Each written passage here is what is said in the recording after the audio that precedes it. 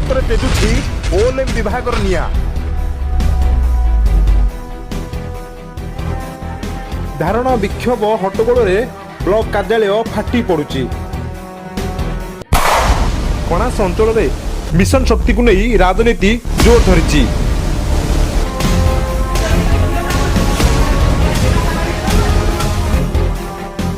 ନ୍ୟାୟ ପାଇଁ ଆସିଥିବା ମହିଳା ଆକ୍ରମଣର ଶିକାର ହେଲେ। ଆପଣ ଦେଖୁଥିବା ଏହି ଦୃଶ୍ୟ ହେଉଛି ପୁରୀ ଜିଲ୍ଲା କଣାସ ବ୍ଲକ କାର୍ଯ୍ୟାଳୟ ସମ୍ମୁଖର ଘଟଣା। ମିଶନ ଶକ୍ତି ମହିଳାଙ୍କୁ କଣାସ ବ୍ଲକ କାର୍ଯ୍ୟାଳୟ ସମ୍ମୁଖରେ ମରଣାନ୍ତକ ଆକ୍ରମଣ। ଖଣ୍ଡହତା ପଞ୍ଚାୟତର ମହିଳାମାନେ ଏସ୍ଏଚ୍ଜି ଗ୍ରୁପର ସମସ୍ତ କାର୍ଯ୍ୟର ଅନିୟମିତତା ନେଇ କଣାସ ବ୍ଲକ କାର୍ଯ୍ୟାଳୟ ସମ୍ମୁଖରେ ଦୀର୍ଘ ସମୟ ଧରି ଧାରଣାରେ ବସିଥିବା ବେଳେ ଜୈନିକ ଯୁବକ ଆସି ବ୍ଲକ କାର୍ଯ୍ୟାଳୟ ସମ୍ମୁଖରେ ମହିଳାଙ୍କୁ ଦୁର୍ବ୍ୟବହାର କରିଥିବା ଅଭିଯୋଗ ଆଣିଲେ ମହିଳାମାନେ। ପରେ ମହିଳା ଏବଂ ମଦ୍ୟପ ଯୁବକ ସହ କଥା କଟାକଟିକୁ ନେଇ ମଦ୍ୟପ ଯୁବକ ଜଣକ ମିଶନ ଶକ୍ତିର ମହିଳାଙ୍କୁ ଆକ୍ରମଣ କରିଥିବା ଅଭିଯୋଗ ଆଣିଲେ ମିଶନ ଶକ୍ତିର ମହିଳାମାନେ। ଗୁରୁତର ଅବସ୍ଥାରେ କଣାସ ମେଡିକାଲରେ ଦୁଇ ମହିଳା ଭର୍ତ୍ତି ହେଲେ।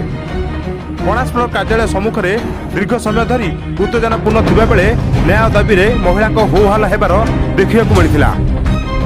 ଆସନ୍ତୁ ଶୁଣିବା କ'ଣ କହୁଛନ୍ତି ଆକ୍ରମଣର ଶିକାର ହୋଇଥିବା ମହିଳା। ଆମେ ଗ୍ରୁପ ବାବଦରେ ଆମେ ଆଇଥିଲୁ ଗ୍ରାହକକୁ। ଆଜି ଭଲ ମନ୍ଦ ବୁଝିଲେ ନେଇ ଟଙ୍କା ପଇସା ଆମର ଖାଇଲେ ଆମେ ଏଇ କଥା କହିବାକୁ ଆସିବାରେ ଏମିତି ଗୋଟାଏ ମଦ ଖାଇକିରି ଡେଇଁଲା।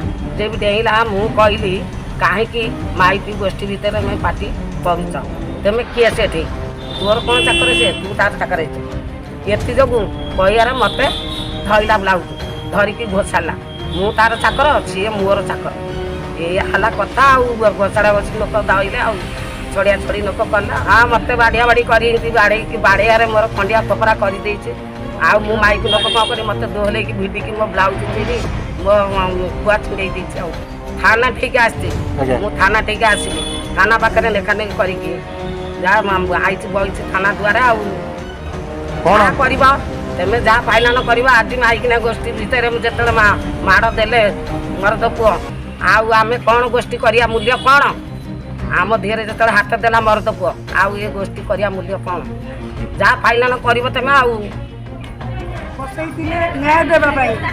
ଆମେ ନ୍ୟାୟରେ ଭିଡ଼ିଓଙ୍କ ସହିତ କଥା ହୋଇଥିଲୁ, କ'ଣ କରିବୁ ବୋଲି କିଛି ଜାଣିପାରିଲୁ। ଆମେ ଦୁଇ ଜଣ, ମୋ ଶାଶୁ ମୋ ପାଖରେ ଥିଲେ। ସେ ଯେତେବେଳେ ଟଣାଟଣି କରିଦେଲେ, ମୋ ଶାଶୁ ଯାଇକିରି ଭିଡ଼ିଲା ବେଳକୁ ମୋ ଶାଶୁକୁ ସେ ଗାଦା ମାରିକି ତଳେ ପକାଇ ଘୋଷାଡ଼ିକିରି ଇଏ କରିବା ହେତୁ, ମୁଁ ଟାଣିକି ଆଣିବା ହେତୁ ମୋତେ ସେ ମୋର ହାତକୁ ଛୁରୀଟା ଲଗେଇଦେଲା।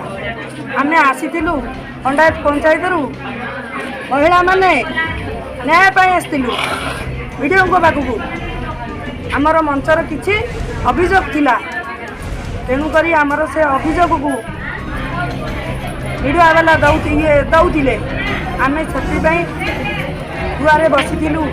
ସାର୍ ମୁଁ ଛଡ଼େଇଲା ବେଳକୁ ଶାଶୁଙ୍କ ବେକକୁ ଲଗାଇଲା ବେଳକୁ ମୋ ହାତଟା ଦେଖେଇଦେଲି। ଦେଖେଇଦେବା ପରେ ମୋ ହାତରେ ଛୁରୀଟା ଚାଲିଗଲା। ମୋର ନ୍ୟାୟ ଦରକାର। ଆମ ନାରୀଙ୍କ ପାଇଁ ଆମେ ନ୍ୟାୟ ଦରକାର। ଆମେ କ'ଣ ପାଇଁ ନାରୀମାନେ ଏଠି ଆସିକି ପଡ଼ିଛୁ। ଭିଡ଼ିଓଙ୍କ ଦ୍ୱାରା ଏ ଘଟଣା ଘଟିଛି।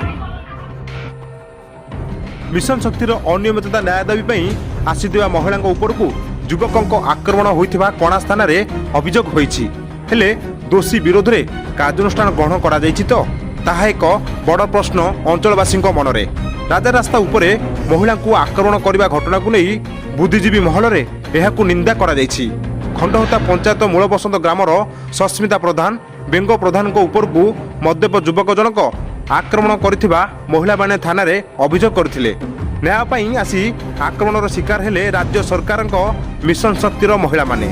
ସରକାରଙ୍କ ଗାଁକୁ କାମ, ମାଆକୁ ସମ୍ମାନ ସ୍ଲୋଗାନର ଧ୍ୱଜା ଉଡ଼ିଲା ରାଜରାସ୍ତାରେ। ନ୍ୟାୟ ପାଇବା ବଦଳରେ ଏଠି ରାଜରାସ୍ତା ଉପରେ ଆକ୍ରମଣର ଶିକାର ହେଉଛନ୍ତି ଦୁଇ ମହିଳା। ଦୀର୍ଘ ସମୟ ଧରି ବ୍ଲକ କାର୍ଯ୍ୟାଳୟ ସମ୍ମୁଖରେ ଉତ୍ତେଜନା ଲାଗି ରହିଥିବା ବେଳେ ଘଟଣାସ୍ଥଳରେ କୌଣସି ପ୍ରଶାସନିକ ଅଧିକାରୀ ବା ପୋଲିସ ଅଧିକାରୀ ପହଞ୍ଚି ନଥିବା ଅଭିଯୋଗ ଆଣିଛନ୍ତି ମହିଳାମାନେ। ଏବେ ଏଠି ପ୍ରଶ୍ନ ଉଠୁଛି, କେତେ ସୁରକ୍ଷିତ ମହିଳାମାନେ? ରାଜ୍ୟରେ ଆଇନ ଶୃଙ୍ଖଳା ବିପର୍ଯ୍ୟସ୍ତ ଆଡ଼କୁ ଠେଲି ହୋଇଯିବା ଏହି ଚିତ୍ର ହିଁ ନମୁନା। ଖଣ୍ଡହତା ପଞ୍ଚାୟତରେ ସେମାନେ ପଇସା ପତ୍ର ହିସାବ ଦେଉନାହାନ୍ତି। ମଞ୍ଚକୁ ଯଦି ବିସ୍କୁଟ ଆସିଲା ଭଲ ମନ୍ଦ ଆସିଲା ଆମେମାନେ ପାଇପାରୁନୁ।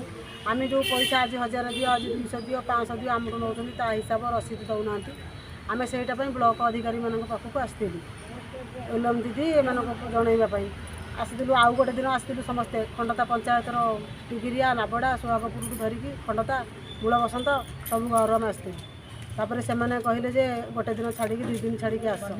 ପୁଣି ଆମେ ଆଜି ଆସିଲୁ ଯେତେବେଳେ ବିଡିଓଙ୍କ ସାମ୍ନାରେ ଆମେ ବସିଛୁ। ଆଉ ବାକି ଇଏ ରହିଲେ କିଏ ନା ବ୍ଲକ ଅଧିକାରୀ ଥିଲେ ସମସ୍ତେ, ତାଙ୍କ ପାଖରେ ଆମେ ଅଭିଯୋଗ ଜଣାଉଛୁ। ବାହାରେ ଏତେ ତ ଜାଗା ହେବେନି, 400-500 ମହିଳା ବାହାରେ ବସିଥିଲେ, କିଛି ଲୋକ, କିଛି ସ୍ତ୍ରୀ ଲୋକ।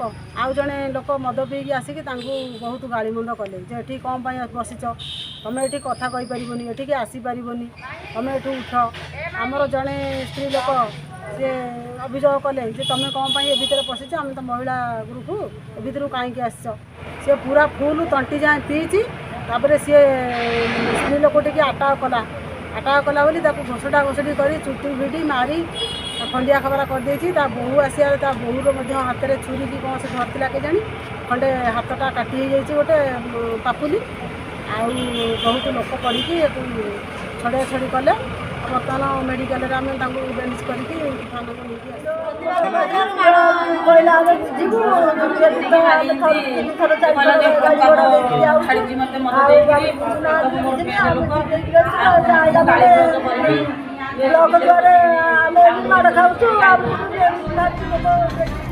ମହିଳାକୁ ନେଇ ରାଜନୀତି କରୁଥିବା ସରକାର କେବେ ଏହି ଘଟଣା ପ୍ରତି ଦୃଷ୍ଟି ଦେଇ ଦୋଷୀ ବିରୁଦ୍ଧରେ ବିହିତ କାର୍ଯ୍ୟାନୁଷ୍ଠାନ ଗ୍ରହଣ କରୁଛନ୍ତି ତାହା ସମୟ ସାପେକ୍ଷ।